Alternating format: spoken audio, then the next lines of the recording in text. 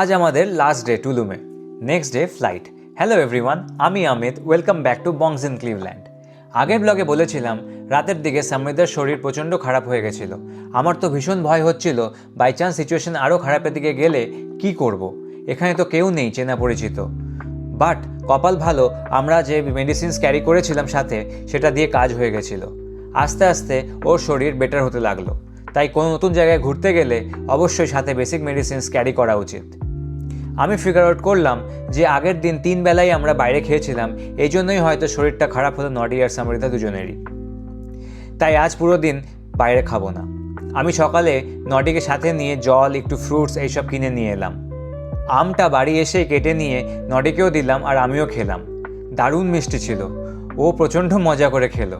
জানো তো, আম কিন্তু ইউএসএতে মেক্সিকো থেকেই ম্যাক্সিমাম এক্সপোর্ট হয়। তারপর নিচে গিয়ে একটু পুলের ধারে সানবাত নিয়ে ওপরে এসে পুলে নডিকে নিয়ে খেললাম। তারপর পাশেই একটা ফেমাস স্কাল্পচার ছিল, নাম ভেনা লা লুজ, সেটা ভিজিট করতে চলে গেলাম। এই স্কাল্পচারের থ্রু দেখানো হচ্ছে নেচার আর মানুষের মধ্যে কানেকশন। এইসব ফিনিশ করে তারপর আইসক্রিম খেতে চলে গেলাম আমরা। খুব কষ্টেই দোকানের লোকটাকে বোঝালাম কোন আইসক্রিম চাই আমাদের। যাই হোক, ওখান থেকে বেরিয়ে টুকটাক শপিং ছিল, তাই আবার সোভেনার শপে চলে গেলাম আর ওখান থেকে সোজা এয়ারবিএনবি।